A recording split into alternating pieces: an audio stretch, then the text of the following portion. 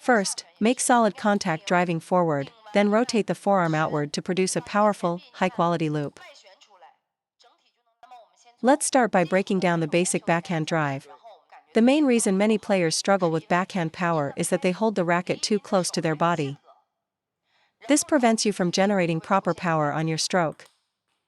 All successful professional players engage their core for the backhand and maintain significant distance between their arm and body.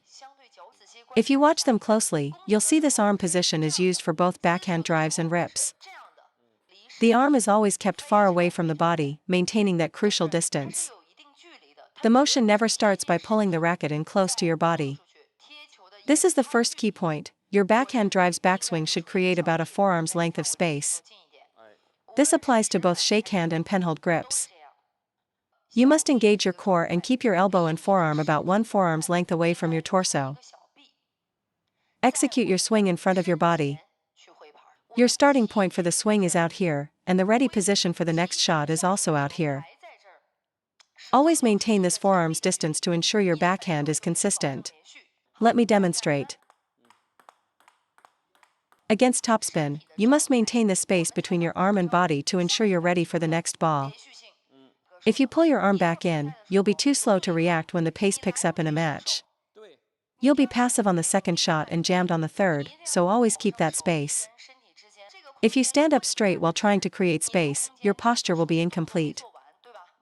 So, first engage your core, then establish the space for your backswing. Maintaining core engagement and space is your first priority. The second key point is your body positioning. You must align your body with the incoming ball. Many players feel awkward because they have to swing sideways, hitting the ball too far to their side. This happens because your right shoulder is forward and your left shoulder is back. This posture makes hitting the ball in front of you feel unnatural, causing many to swing sideways. To hit a crosscourt shot, your stance cannot be aimed down the line. You must aim your body towards the crosscourt angle. In basic training, aim crosscourt. Advanced rallies and tactics will require adjustments later. If your body is aimed down the line, you must use an awkward arm motion to hit crosscourt. Therefore, aim your torso crosscourt to ensure you can contact the ball directly in front of you. Your navel should be aimed crosscourt, not down the line. At the beginner stage, this will eliminate awkward arm swings and promote a natural forward motion. This will naturally produce a crosscourt placement. Many players stand square to the line and compensate by snapping their wrist or forearm sideways. Advanced players can use a powerful backhand slap which requires the right shoulder to be forward. However, as an amateur building your backhand foundation, I recommend keeping the left shoulder forward and right shoulder back. This is because you'll need to transition to your forehand, and a forward right shoulder makes that pivot far more difficult. That posture is awkward and prevents a quick weight transfer, effectively locking up your body. So remember, left shoulder forward, right shoulder back. Third, let's discuss the use of your center of gravity on the backhand. There are 3 methods. First is bracing your body. Second is using body rotation. The third is using your core to drive forward. All 3 have their place. When defending against a high-quality attack, use the first method, brace your body and stay stable.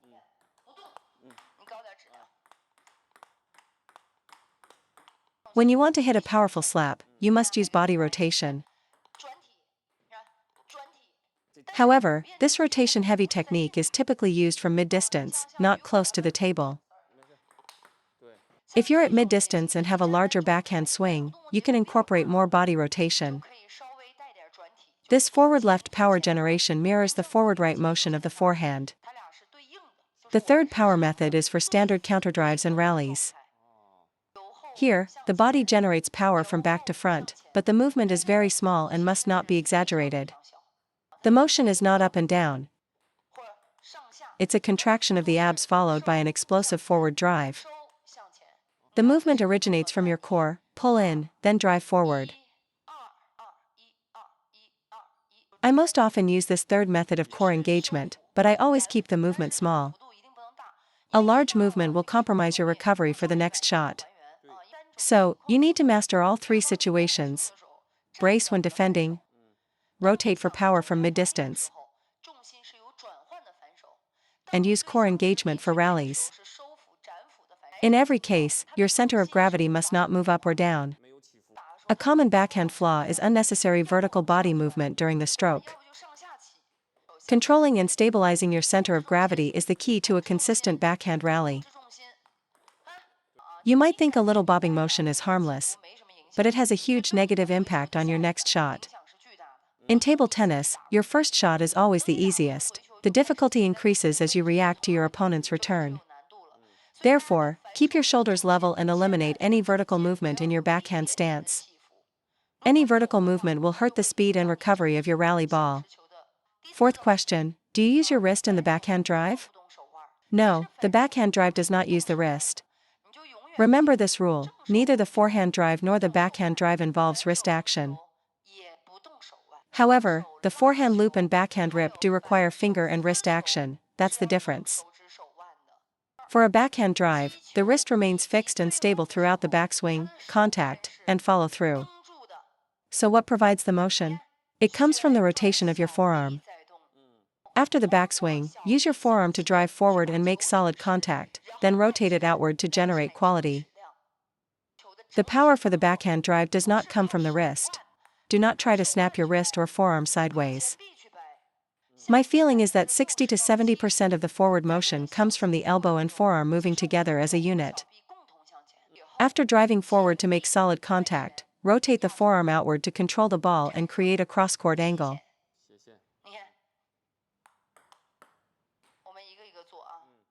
When executed correctly, the stroke looks very clean and feels natural. To add power, you simply accelerate the same motion. By accelerating this motion, your stroke becomes fast and powerful, and this foundation applies to flicks, loops, and lifting backspin. Once this mechanical framework is correct, your entire backhand system becomes much simpler. But with a flawed framework, you could spend years trying to learn the backhand loop or flick without success. To reiterate, on contact, drive the forearm and elbow forward 60 to 70% of the way, then complete the stroke by rotating the forearm outward. It is not a sideways wipe or a straight push. Like the forehand, it requires a forward drive first, followed by rotation, inward for forehand, outward for backhand. On the backhand, you first drive forward into the ball, and then rotate the forearm. Driving forward plus forearm rotation produces a cross-court shot. Driving forward without rotation produces a down-the-line shot. This is the fundamental swing path for the backhand. My backhand is strong. In my professional career, I could rally with top players without being at a disadvantage. My key feeling is to commit to driving forward first, then confidently rotating the forearm at the end. This principle is the same whether you are driving, flicking, or looping against backspin. First, make solid contact driving forward, then rotate the forearm outward to produce a powerful, high-quality loop. So, focus on building this correct framework first, and you'll find that blocking, flicking, looping, and banana flicking all use the same core principles. The only differences are the size of the motion and the direction of force, but the swing path remains the same. Don't think of it as just a sideways wipe or a forward push. It's a combined motion. A single stroke contains both a forward component and a rotational component. This is true for the backhand drive, block, and rip.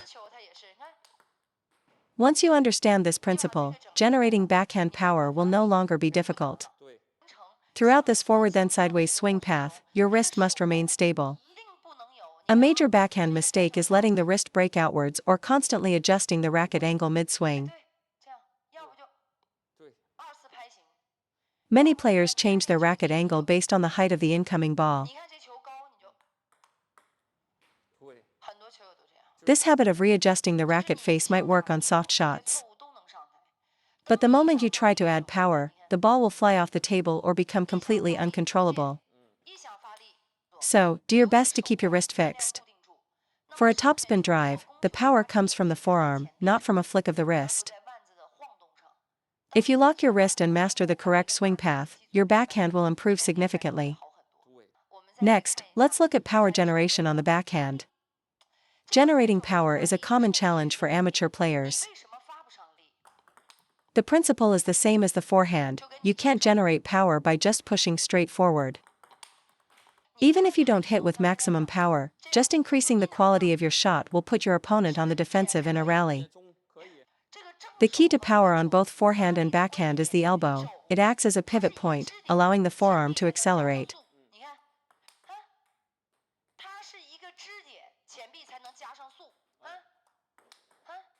The elbow isn't perfectly still, but it must not swing back and forth. When I generate power, my elbow might move forward slightly with the shot, on both forehand and backhand. However, it absolutely does not pull back and then push forward. Against topspin, that backward motion leaves you no time or space, robbing you of power and getting you jammed. So when you're close to the table against topspin and want to avoid being jammed, you cannot use a large arm swing. Pulling your arm back before swinging forward will get you jammed, so you must control your elbow's movement. This will prevent powerless shots and getting jammed. If I pull my elbow back, I get jammed. This is a very common problem for players when they try to hit hard. The correct feeling is that the elbow must be propped up or braced. It can move slightly forward with the shot to generate power, but the range of motion must be very small. So, pay close attention to the size of your backswing. Do not pull back and push forward. Don't let your upper arm and elbow swing back and forth, as this will kill your power. This is true for both shakehand and penhold players. If you don't learn to brace your elbow, learning the backhand rip will be even more difficult. Sixth point, the height of your backswing is crucial. The upward trajectory of the backhand is much smaller than the forehand. This is why many players frequently hit their backhands long. If you use the same backswing and follow-through height as your forehand, your backhand will go out. Here's a reference point. My backhand drive backswing starts at navel height, assuming I'm in a proper crouch. If I'm standing straight up, this starting point would be too high. In a good stance, your navel should be just slightly above the table surface. The backswing starts at this navel height, while maintaining the proper distance from your body. After completing the stroke, the racket should finish near the height of your right shoulder. Whether you're hitting down the line or crosscourt, you must stop your follow-through at shoulder height. If you swing any higher, you will hit the ball long when you try to add power. Swinging too high will force you to break your wrist at the end just to get the ball on the table. The key is to swing from navel height to shoulder height. This vertical range is very small,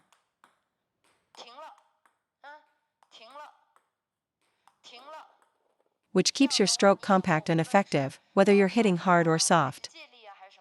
If your backhand swing is too large and your wrist is loose, you're guaranteed to make errors.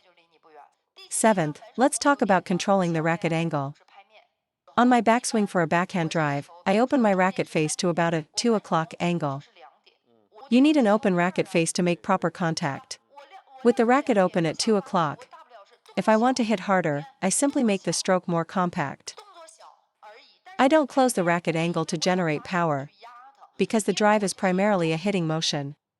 If you close your racket face too much and try to hit hard, you won't get enough lift, and the ball will go into the net. So, maintain that 2 o'clock racket angle. If the ball goes long, make your swing more compact. Simply focus on completing the full, correct motion.